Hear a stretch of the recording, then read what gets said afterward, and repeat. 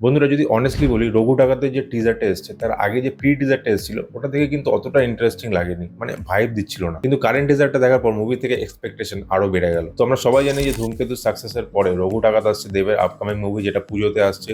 রক্তবীজ 2 আর কিছু মুভির সাথে ক্ল্যাশ করছে। তো এই মুভিটা কেন অন্য মুভির থেকে আলাদা সেটা নিয়ে আজকের ভিডিওতে আমরা কথা বলবো। আর রিকোয়েস্ট থাকবে ভিডিওটা লাস্ট অব্দি অবশ্যই দেখবেন বিনা স্কিপ করে। হ্যালো, আমার নাম আশিস আর আপনারা দেখছেন পোস্টম্যান টকিস। তো তোমরা অনেকেই জানো যে প্রি টিজারে কিন্তু কিছু এআই এর শর্ট ইউজ করা হয়েছিল, যেখানে দেখে মনে হয়েছিল কোথাও কোথাও যেন একটু ডাল লাগছে সিনগুলো, এডিটিং এ কোথাও একটা জোর দেওয়া হয়নি এরকম মনে হচ্ছিল। কিন্তু এখন এই যে টিজারটা দেখার পরে আমার ওই জিনিসটা কিন্তু পুরোপুরি এখন মানে চলে গেল যে সিরিয়াসলি ওরা কাজ করেছে এডিটিং এর উপর, ভালো লাগলো দেখে। তবে প্রি টিজারে কিন্তু সবটাই যে খারাপ ছিল এমন না, কিছু কিছু জিনিস ইম্প্যাক্টফুল ছিল, যেমন খাড়ার এই শটটা, দেবের লাস্ট সিনটা, আর বিজিএমটা যেটা রঘু রঘু চলছিল, ওই ব্যাকগ্রাউন্ড মানে স্কোরটাও কিন্তু বেশ ইন্টারেস্টিং আর ইম্প্যাক্টফুল লাগছিল। আচ্ছা, এবার প্রি টিজারটা সরিয়ে যদি আমি শুধু এই টিজারটা নিয়ে কথা বলি, তাহলে টিজারের প্লট মানে স্টোরির প্লটটা যেটা থাকবে সেটা হচ্ছে নীল চাষিকে নিয়ে। নীল চাষির যে বিদ্রোহ ছোটবেলায় আমরা পড়েছিলাম ওটার উপরেই হবে। দেব যে রঘু ডাকাতের ক্যারেক্টারটা প্লে করছে, এটা সাধারণ মানুষের উপর ইংরেজদের হওয়া অত্যাচারের ফাইট করার গল্প, কিভাবে সেই ইংরেজদের আতঙ্ক হয়ে যায় আর সাধারণ মানুষের কাছে ভগবান হয়ে যায় সেটারই গল্প আমরা দেখতে পাবো। শোনা যায় যে রঘু কিন্তু কালী মায়ের ভক্ত ছিল। সো দেবীপুরের জঙ্গলে রঘু ডাকাত একটা কালী মন্দির কিন্তু স্থাপন করেছিল। তো গল্পে যেটা উল্লেখ আছে সেটা হচ্ছে রঘু কিন্তু স্বপ্নে মা কালীকে দেখতে পেত, আর একটা পুকুরের নিচ থেকে মা কালীর একটা মূর্তিও পেয়েছিল, পরে সেটাকে সে স্থাপনও করেছিল।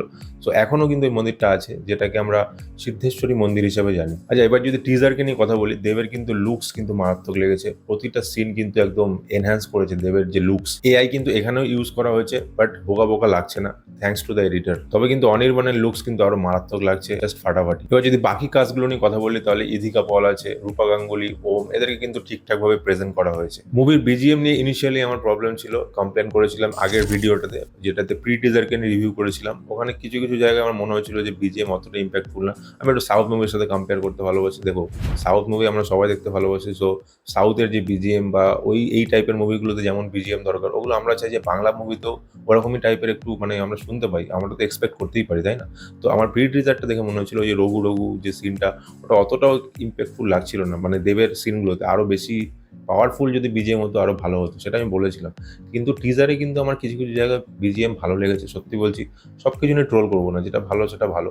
তো বাকিটা তো ভাই এখনো অতটাও বোঝা যাচ্ছে না। ট্রেলারটা আসলে কিন্তু আমরা ভালো বলতেও সবকিছু বুঝতে পারবো, ব্যাকগ্রাউন্ড স্কোর বা মিউজিক বা গান যদি কিছু ঝলক দেখায় তাহলে আরো ওভারঅল আলোচনা করতে পারবো। বাট স্টিল মানে টিজারে কিন্তু ইম্প্যাক্টফুল ছিল, যথেষ্ট বেশি পাওয়ারফুল লাগছিল কম্পেয়ার যদি করি প্রি টিজারের থেকে। এবার টিজারে তো পজিটিভ দিক অনেক কিছু বললাম, নেগেটিভ নিয়ে যদি কথা বলি তাহলে ফার্স্টে যেটা বলবো যে এই শটটা যেটা দেব উঠছে আকাশে, এটা একটু ওভার হয়ে গেছে। এবার তোমরা বলবো যে সাউথের মুভিতেও তো আল্লু অর্জুন ওড়ে, যশ ওড়ে, তো তখন কিছু হয় না?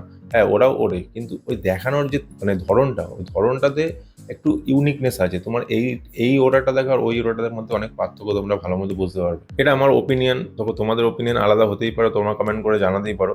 সো আর একটা কথা যেটা বলতে চাই, যে দেবের ডায়লগ ডেলিভারি, এটা আরেকটু মনে হচ্ছে ইমপ্রুভ করা দরকার। কারণ এই ডায়লগ ডেলিভারি নিয়ে অনেক ট্রোল হয়। ধূমকেতুতে আমাদের কিন্তু কোনো অবজেকশন ছিল না, বাট এই মুভিটায় যে ডায়লগ কিছুটা দিয়েছে ওরা একটু আনরিয়াল লাগছে বা কিছু একটা মানে আর্টিস্টিক লাগছে। সো এইগুলোতে একটু ইমপ্রুভ করা উচিত বলে আমার মনে হয়। দেখো, আমি জানি যে আমার চ্যানেলে কিন্তু দেবদার অনেক ভক্ত আছে, ইভেন আমিও দেবদার অনেক বড় ভক্ত। কিন্তু দেখো, যেটা ভুল সেটা ভুল না বললে না কোনোদিনও উন্নতি হবে না। দেখো, অনেক বড় বড় মুভি কিন্তু ফেলিয়ার হয়ে গেছে, কারণ ট্রোল হতে হয়েছে কিছু না কিছু কারণের জন্য। তারা ওটা থেকে শিখেছে, তারা উন্নতি করেছে, নিজের ইমপ্রুভ করেছে, স্ক্রিপ্টে নিজের সবকিছু মানে মুভির এলিমেন্ট, অল এলিমেন্টে দিয়ে ইমপ্রুভ। কিন্তু আমরা বাংলাতে যদি সবই ভালো বলতে থাকি, আমি দেখেছি কিছু কিছু ইউটিউবার সবই ভালোই বলতে থাকে, আরে ভালো খারাপটাকে খারাপ বলো না, কি আছে? তবে লাস্টে যে কথাটা বলতে চাই, ধূমকেতুতে কিন্তু রুদ্রনীল শো স্টিলার ছিল, ঠিক আছে? সবাই কিন্তু ওই প্রথমে দেব শুভশ্রী করছিল, বাট মুভিটা দেখার পর দেব রুদ্রনীলের যে কেমিস্ট্রি ছিল ওটা কিন্তু মারাত্মক হয়েছিল।